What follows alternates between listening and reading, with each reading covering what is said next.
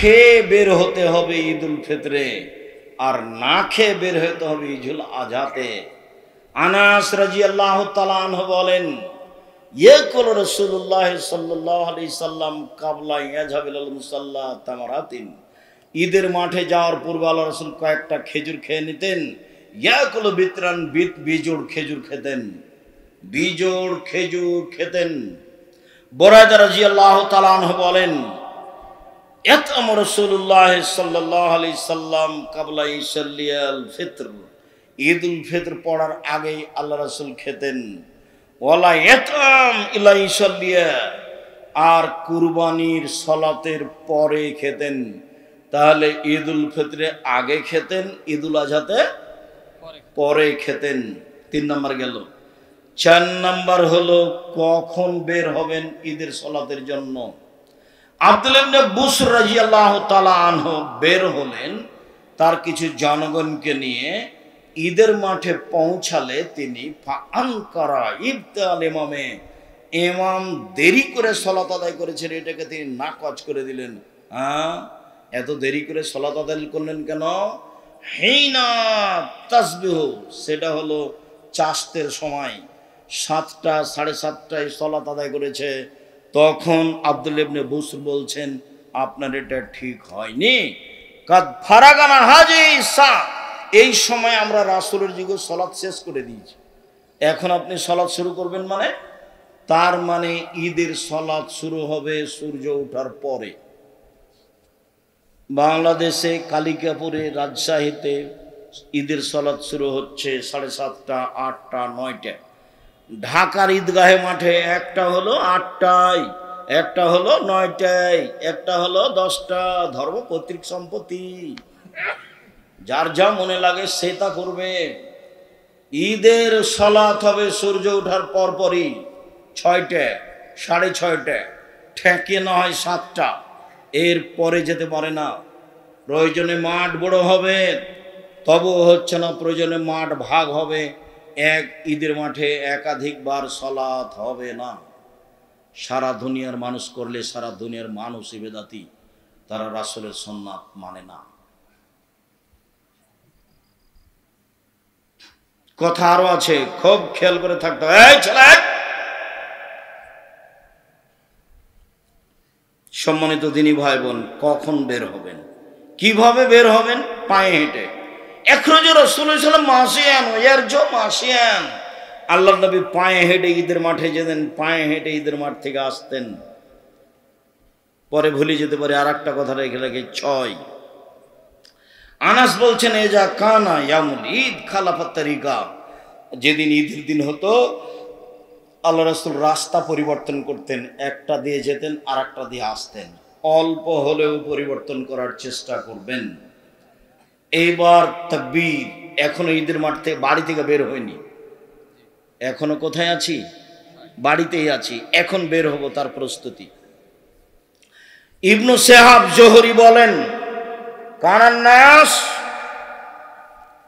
হিনা মে ইয়াখরুজুনা ইকাব্বিরুনা, বাড়ি থেকে বের হওয়ার সময় তাকবীর শুরু করতেন, হাত্তা ইয়াসুলুল মুসাল্লা, ঈদের মাঠে যাওয়া পর্যন্ত।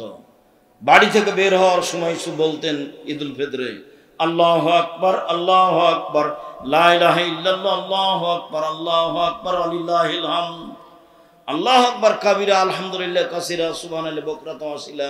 এই দুয়ার আমি কোনোদিন প্রমাণ পেশ করতে পারিনি, যার কারণে এটা বলি না। এমনি বলবে সুবহানাল্লাহ, আলহামদুলিল্লাহ, আল্লাহু আকবার বলবে, অন্যথায় এটা বলবে আল্লাহু আকবার, আল্লাহু আকবার, লা ইলাহা ইল্লাল্লাহ, আল্লাহু আকবার, আল্লাহু আকবার, ওয়ালিল্লাহিল হামদ।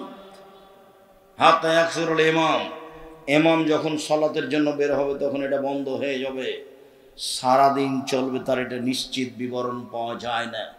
তবুও বললে একদিন, ফজরের পর থেকে নিয়ে সূর্য ডোবা পর্যন্ত ঈদুল ফিতরে, আর ঈদুল আজহাতে হবে 1 তারিখ থেকে নিয়ে 13 তারিখ পর্যন্ত।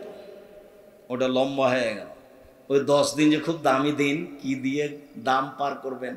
দামি যে, তো কি দিয়ে দাম দিবেন? 1 তারিখ থেকে 13 তারিখ পর্যন্ত চলবে। আল্লাহু আকবার, আল্লাহু আকবার, লা ইলাহা ইল্লাল্লাহ, আল্লাহু আকবার, আল্লাহু আকবার, ওয়ালিল্লাহিল হামদ। খালি যারা হজ করতে গেছে তারা নাই খালি বলছে লাব্বাইক আল্লাহুম্মা লাব্বাইক লাব্বাইক লা শারীকা লাক লাব্বাইক ইন্নাল হামদা ওয়া নি'মাতা লাক ওয়াল মুলক লা শারীকা লাক।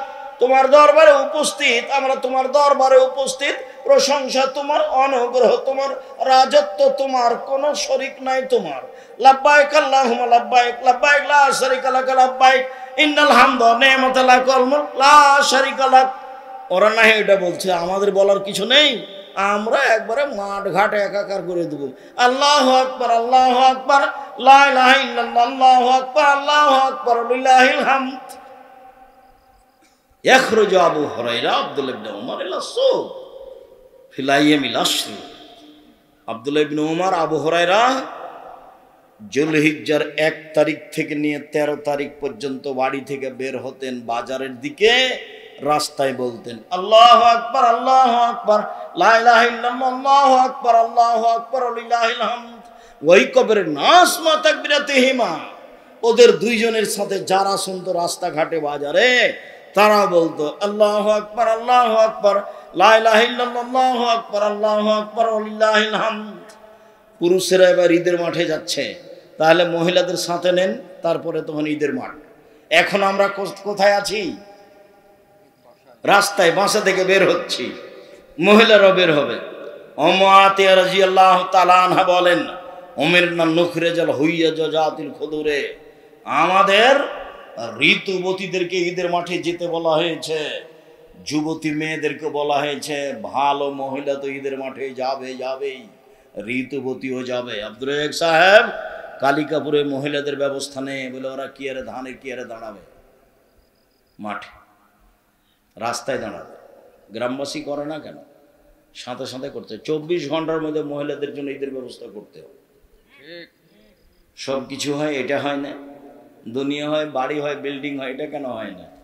এটা হবে বলে জায়গা না, যেতে স্কুল মাঠে হবে, জায়গা বাদ। কোথায় হবে? আগামীকাল থেকে স্কুল মাঠে হবে, কোনো এক জায়গাতে।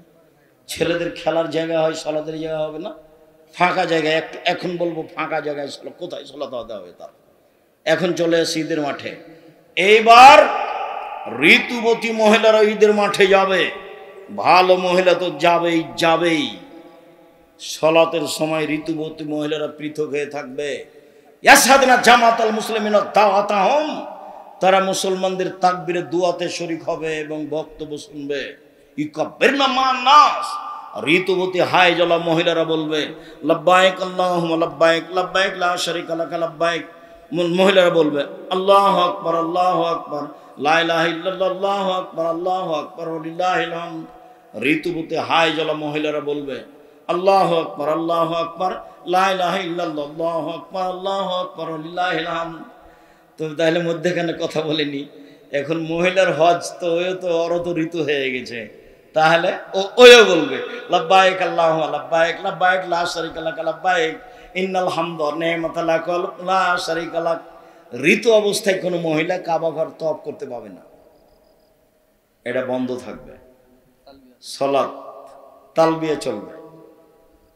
ঋতুবতী মহিলার হজ করতে গিয়ে ঋতু শুরু হয়ে গেলে, হাই শুরু হয়ে গেলে কাবা ঘর তওয়াফ করা নিষেধ, সালাত আদায় করা নিষেধ, এই দুটা কাজ বন্ধ। বাকি কোরআন মাজিদ পড়বে, হাজিরা যা করে তাই কোরআন মাজিদ ধরে পড়বে। হায় জলা মহিলা কেন? হাজিরা ধরে পড়ছে। আল্লাহ রাসূল বলছেন ইসলাম হাজ, আয়েশা কাঁদছো কেন? বলে এই যে আপনারা তো উমরা নিয়ে যাবেন, হজ নিয়ে যাবেন, আমার এখন হাইজ হয়েছে, আমার তো উমরা হলো না, আমি এখন কি করি, তাই আমি কাঁদছি। আর এগুলো তো আদমের মেয়েদের উপরে ফরজ করা হয়েছে, তুমি চিন্তা করো কেন? হ্যাঁ, ইসলাম হাজ, হাজিরা যা করে তুমি তাই করো। তুমি কাবা ঘর তওয়াফ করবে না আর সালাত আদায় করবে না, বাস হাজিরা যা করে তাই করো। হাজিরা বলে লাব্বাইক, তুমিও বলো লাব্বাইক। হাজিরা বলে সুবহানাল্লাহ, তুমিও বলো সুবহানাল্লাহ। হাজিরা কোরআন তেলাওয়াত করো, তুমিও কোরআন তেলাওয়াত করো, যা আছে সবই করো, শুধু দুইটা কি বলেন তো? দুইটা কি? এক সালাত আর তওয়াফ, এটা করতে পারবে না। ঋতুবতী মহিলার ঈদের মাঠে যাবেই। একজন মহিলা বলল আল্লাহ রাসূল এহদারা লাইসা লাহা জিলবাব, আমাদের অনেকের মহিলাদের না কারো চাদর নাই, তো কি গায়ে দিয়ে যাবে? দেখছেন চাদর লাগবে। উপস্থিত বৈঠকের মুসলিম না, আপনি ওভাবে এসছেন কেন? ছোট ব্লাউজ পরে দেবরের মোটরসাইকেলে এসছেন আপনি, ছি ছি ছি ছি। দেবরকে ওভাবে ভালোবাসছেন কেন? দেবর আপনার দেবর, তাকে মূল্যায়ন করতে হবে, এই কথাই ঠিক। কিন্তু ভালোবাসা দিয়ে আদর করে কথা বলে মজাক করে তাকে সম্মান করতে হবে, এ কথা ঠিক নয়। আমাদেরও বাড়িতে আছে পুরুষ নারী, একজন আর একজনকে জানে না। আমার একটাই ছোট ভাই মুস্তফা কামাল, একটাই, আমরা দুই ভাই। এখন পর্যন্ত মুস্তফা কামাল জানে না যে ওর ভাবি কেমন, অথচ আমাদের বাড়িতে আছে, থাকছে, খাচ্ছে। ওই কিছুদিন থেকে একটু কমেছে, এই অল্প কয়েকদিন থেকে, 2, 4, 5, 7 বছর থেকে হতে পারে। সম্মানিত দিনী ভাই বোন, ওটা ব্যক্তিগত ব্যাপার। যখন মানুষ নিজ স্বাধীনতা, নিজের মান সম্মান বিবেচনা করে কোনো মহিলা, তখন সে পথঘাট বের করে নেয়। কোনো মহিলা যখন নিজের পর্দাকে নিজে রক্ষা করব মনে করে, তখন কি করে নেয়? পথঘাট বের করে নেয়। কিছু কঠিন হতে পারে, হয় স্বাভাবিক। সম্মানিত দিনী ভাই বোন, কোথায় আছি এবার? ঈদের মাঠে। ঈদের মাঠে এবার চলেন, ঈদের মাঠে যাই। ইখরুজ রাসূলুল্লাহ সাল্লাল্লাহু আলাইহি ওয়াসাল্লাম ইলাল মুসাল্লা তুহমালুল আনাজা, একটা লাঠি সাথে নিয়ে যাওয়া হতো। ফানসে বাবাইনা ইয়াদাইহি, লাঠিটা সূত্রা হিসাবে গেড়ে দেওয়া হতো। ফাইসাল্লি আলাইহা, আল্লাহ রাসূল সে লাঠির দিকে মুখ করে সালাত আদায় করতেন। ওয়া নাযালিকা লা ফাদা ফিহা ইস্তাতার বিহি, লাঠি গাড়া হতো কেন? ঈদের মাঠে কোনো কিছুই ছিল না যা সামনে রেখে সালাত আদায় করা যায়, এই জন্য ফাঁকা জায়গায় ঈদের সালাত হতো। এই জন্য শুনুন, খুব ভালো করে শুনেন, আল্লাহর নবী ফাঁকা জায়গায় যাচ্ছে ঈদের সালাত আদায় করতে, মসজিদের নববীর উপর দিয়ে যাচ্ছে। মসজিদে নববীর এক সাইডে বসবাস করেন। মসজিদে নববী এমন মসজিদ যেখানে 2 রাকাত সালাত আদায় করলে অন্য মসজিদের চেয়ে 1000 গুণ বেশি নেকি হবে। এই মসজিদে পাড়া দিয়ে, পা দিয়ে, ওর উপর দিয়ে হেঁটে 500 গজ দূরে গিয়ে ফাঁকা জায়গায় সালাত আদায় করছেন, সেখানে কোনো কিছুই নেই। অতএব ঈদের মাঠকে বাসর ঘর করে সাজানো হারাম। ঈদের মাঠ মেহরাব তৈরি করা হারাম। ঈদের মাঠে মিম্বার তৈরি করা হারাম, বিদআত। ঈদের মাঠে বাঁশ দিয়ে সাজানো বাসর ঘর করা, 3-4 বার সালাতের জন্য ঢাকার সেই জাতীয় ঈদগাহের মতো, এগুলো সব কাবিরা গুনাহ, হারাম। আব্দুর রাজ্জাক সাহেব দুনিয়াবাসী করছে যে, শুধু দুনিয়াবাসী না, সারা পৃথিবী করবে। শিরক আর বেদাত মানুষের কাছে প্রিয় হয়ে যাবে। শিরক আর বেদাত মানুষের কাছে কি হয়ে যাবে? প্রিয় হয়ে যাবে। ও তো কোনো সময় বলবে না যে এভাবে কিয়াম করে, এভাবে মিলাদ করা বিদআত। ও তো ইবাদত মনে করে করছে। আপনি আহলে হাদিস মানুষ, আপনি কি কম করেন? আপনি তার চেয়ে বেশি করেন বিদআত। ওর 10টা চলে, তো আপনার যদি একটা চলে তো তার 10টা চলবে। আপনি তো বেদাত করতে খুব মজবুত। আপনি ইফতার দেরি করে করেন। আমি বলছি যে হাদিসে যা বলছে তাতে সরকারিভাবে সূর্য ওঠার যে সময় দেওয়া আছে তার 30 মিনিট আগে হতে হবে, তাহলে হাদিসের উপর আমল। তা আপনিও বলছেন যে একটু দেরি করি 3 মিনিট, তো কি হলো এটা? আপনি রমজান মাসে একবারে ডাকছেন, আপনারা একবারে আস্ত আহলে হাদিসের মসজিদে বলছে আপনারা উঠেন, সাহারি খান, আর 20 মিনিট আছে, 5 মিনিট আছে। এত মাতাব্বরি পেলেন কোথায়? কে বললো আপনাকে? হ্যাঁ, কেউ আপনাকে কিছু বলে না? আপনার হুঁশ হয় না? ওই সময় আপনি চিল্লান তো কেউ তো তারাবি পড়ে। আমি তো জামাতে তারাবি পড়ি না। আমি তো ওই রাত্রি 10টায় বা 11টায় বা 12টায় বা 1টায় উঠে সালাত শুরু করেছি। আমি তো আজান, ফজর আজান পর্যন্ত সালাত আদায় করবো। তা আপনি যে চিল্লাচ্ছেন যে এখন 3টে বাজে আপনারা উঠেন, তারপর মাঝে মধ্যে কোরআন মাজিদ পড়ছেন, গাজাল পড়ছেন, তা আপনার গাজালের কারণে তো আমি ইবাদত করতে পারছি না। আপনি একটা আস্ত বেদাতি বদ মানুষ। আপনি বলছেন যে আমি ভালো দেখাচ্ছি, ওই ভালো রসুল দেখাননি, সাহাবী দেখানোর প্রয়োজন নাই। দিলে আজান দিতে হবে, নাহলে কিছু না। আগেকার আমার মা চাচিরা কি দেখে ভাত রান্না করতো? 3 তারা, 7 তারা, 3 তারা হয়েছে, সেটা করব। আপনার চিৎকার শুনতে রাজি নই, সাইরিন বাজানো শুনতে রাজি নই, আপনারা উঠেন শুনতে রাজি নই, 5 মিনিট আছে শুনতে রাজি নই। সব হারাম, সব বেদাত। ঈদের মাঠে সব কিছুই হারাম। ঈদের মাঠ নিতান্তই যদি মনে করে যে আমরা যদি না প্রাচীর দিই তাহলে দখল করে নিব অন্যরা, তাহলে ঘেরাও প্রাচীর দিতে পারে, তাছাড়া কোনো কিছু চলবে না। কথা বোঝা যায়নি? ফগল শৈনী আব্দহিসলা, ঈদের মাঠে প্রথম হবে সলাৎ, তারপরে হবে বক্তব্য। আগে বক্তব্য হবে না, আগে বক্তব্য হবে না, আগে কেউ কিছু বলতে করতে পাবে না। প্রথম কাজ কি হবে? সালাত। সালাম ফেরার পরে ইমাম মুক্তাদিদের দিকে মুখামুখি হয়ে বক্তব্য দিবেন। বক্তব্যের এক পর্যায়ে দান করতে বলবেন। আল্লাহর নবী বললেন মহিলাদেরকে, ইয়া মাসার নিসায়ে তাসাদ্দাকনা ফাইন উরিতুকুন্না আকসারান নারে, মহিলারা শোনো, তোমরা দান করো, আমি তোমাদের অধিক অংশ জাহান্নামে দেখছি। জাহান্নাম থেকে বাঁচার সবচেয়ে বড় পয়েন্ট হলো দান। আল্লাহ রাসূল বললেন, পৃথিবীর মানুষ খেজুরের মূল অংশ আর খেজুরের বীজ আঁটি, এই দুইটার মধ্যে একেবারে হালকা তরল একটা সাদা পদার্থ আছে। দেখেছেন কোনোদিন? আল্লাহ নবী বলছেন যে এইটার সমান দান করে তুমি জাহান্নাম থেকে বাঁচো। 2 টাকা হলো দান, 50 পয়সা হলো দান করে তুমি বাঁচো জাহান্নাম থেকে। মানে দানই মানুষকে জাহান্নাম থেকে বাঁচাতে পারে। হাদিস তো সব বুখারী মুসলিম। এবার শেষে চলে আসলাম, আজকের মতো আজল শেষ করতে চাইছি। দোয়া হবে না কিন্তু সালাত শেষে 2 রাকাত সালাত আদায় করে বক্তব্য দিয়ে সুবহানাকাল্লাহুম্মা ওয়া বিহামদিকা আশহাদু আল্লা ইলাহা ইল্লা আনতা আস্তাগফিরুকা কতগুলো চলে যাবে, মাঠ ছেড়ে দিবে। হাত তুলে দোয়া হবে না, হাত তুলে দোয়া করা সবাই মিলে বিদআত। সারা দুনিয়ার মানুষ করলেও বিদআত, একাই করলেও বিদআত। হাত তুলে দোয়া করা ব্যক্তিগত ব্যাপার। যেটা বললাম সালাতের ব্যাপারে সেটাই করতে হবে, এটাই নিয়ম। জোর করে আর একটা কিছু করলে করাই হবে। হুজুরের দাপটে হবে।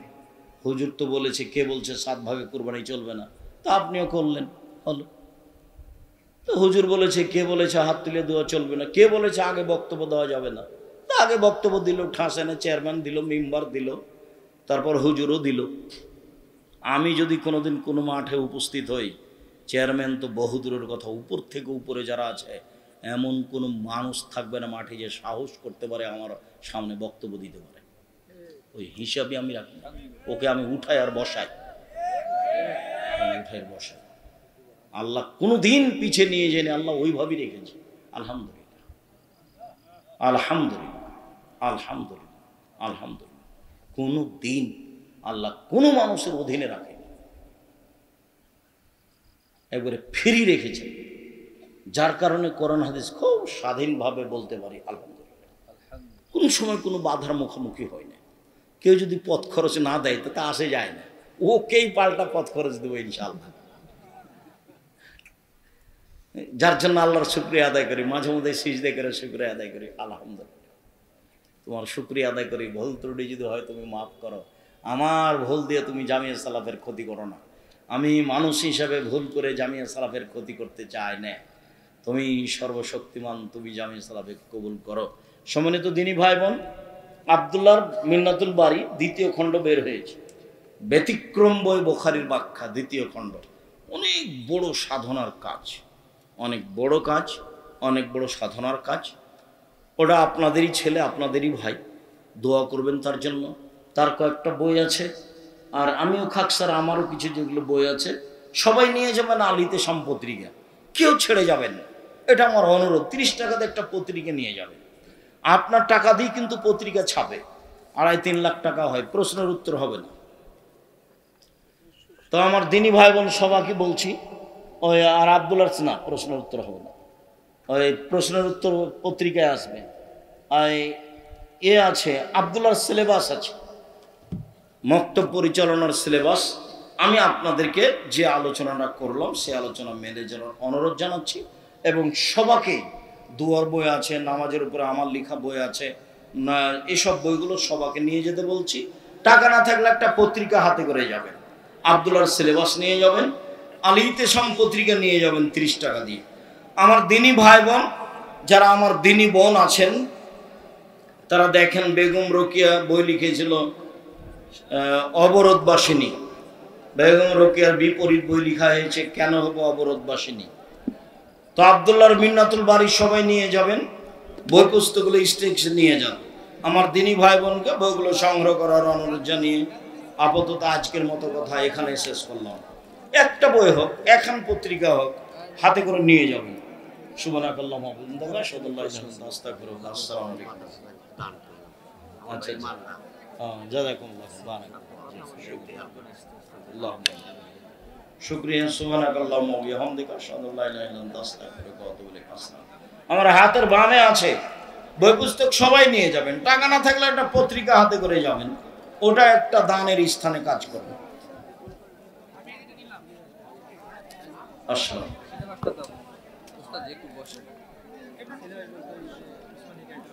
আমি বসে আছি, আমি তো উঠবো না।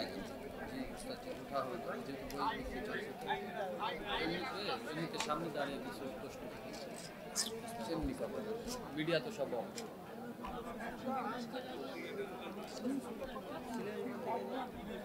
ভালো আছেন।